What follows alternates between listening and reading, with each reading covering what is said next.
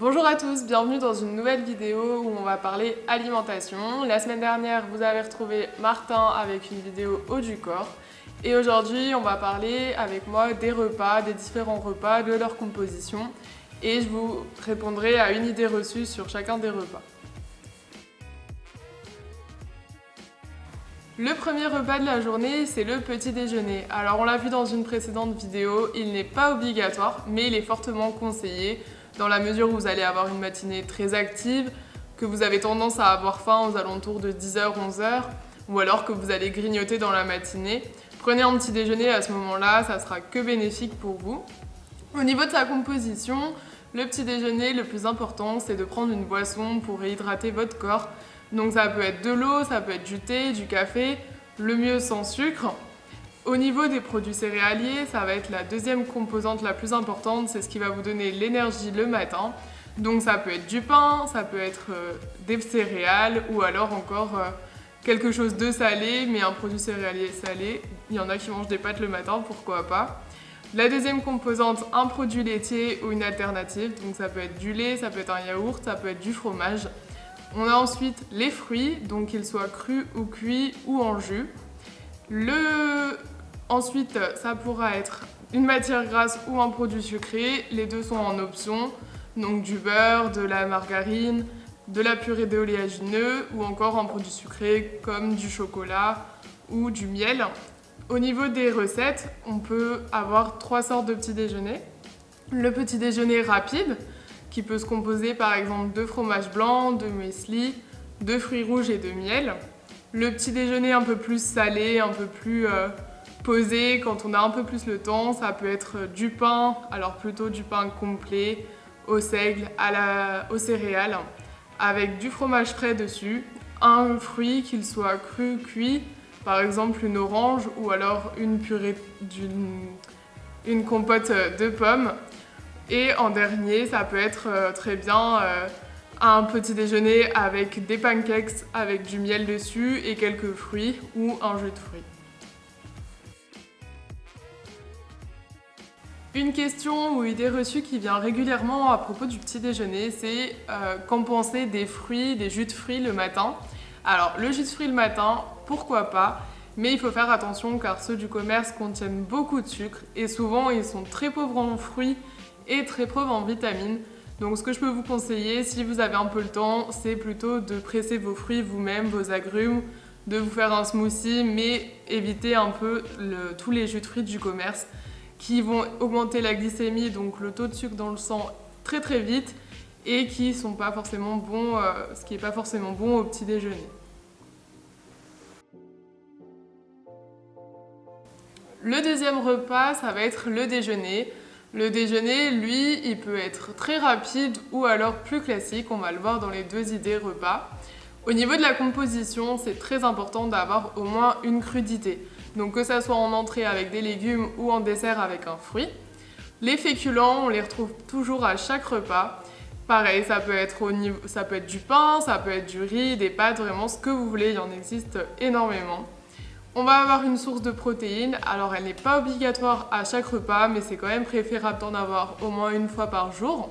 Donc là, ça peut être sous forme de viande, de poisson, d'œufs ou encore de légumineuses. On va avoir également des légumes cuits, donc toutes les formes que vous voulez, mais des légumes cuits. Un produit laitier et un fruit en dessert. Et ensuite, on peut rajouter une matière grasse, bien sûr pour la cuisson, pour l'assaisonnement, et un produit sucré pour le plaisir en dessert. Au niveau des idées repas, on va avoir deux sortes de repas. Le repas un peu plus traditionnel, un peu plus qui prend un peu plus de temps. Donc ça peut être par exemple une salade de concombre à la crème, un couscous avec de la semoule, les légumes, la viande. Donc c'est un repas composé. Et en dessert, on peut très bien prendre un yaourt aux fruits ou un yaourt au miel comme vous le souhaitez. Le deuxième repas, un peu plus rapide mais qui est très équilibré, contrairement à ce que l'on pense, ça va être le sandwich. Alors le sandwich que l'on fait soi-même par rapport au sandwich que l'on trouve en commerce.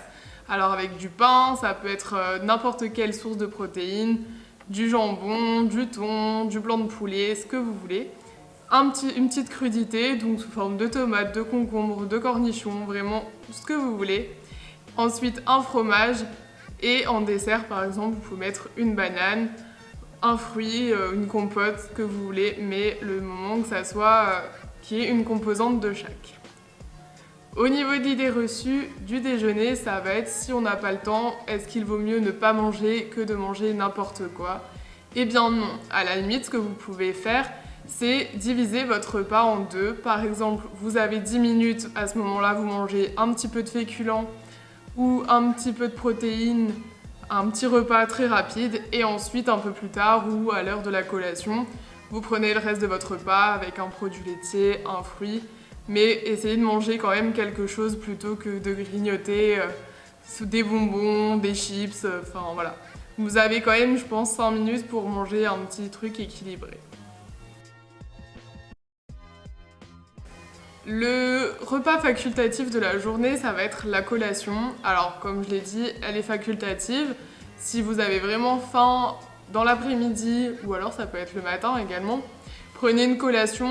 Si vous avez tendance à grignoter, à manger un peu n'importe quoi, quand vous rentrez le soir du travail, de l'école, prenez une collation, ça sera plus équilibré que de piocher dans le frigo tout ce qui vous vient sous la main.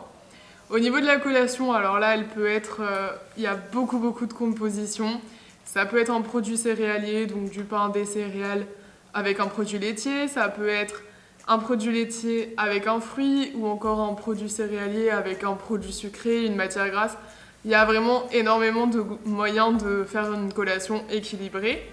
Au niveau des petites idées, ça peut être, voilà, comme je le disais, du pain avec, pourquoi pas, dessus du beurre, de la margarine, une petite couche de confiture ou alors une petite pâte à tartiner, mais vraiment en petite quantité. Ça peut être du fromage blanc avec des fruits, ça peut être du lait avec des céréales, vraiment vous avez énormément de choix. Préférez un petit déjeuner, une collation faite maison plutôt qu'une collation qu'on trouve dans le commerce qui sont souvent très sucrées ou très grasses. Faites-vous plutôt par exemple un gâteau et vous en avez au moins pour 3-4 jours en dessert ou en collation. C'est vraiment une bonne alternative que d'acheter des produits très sucrés du commerce.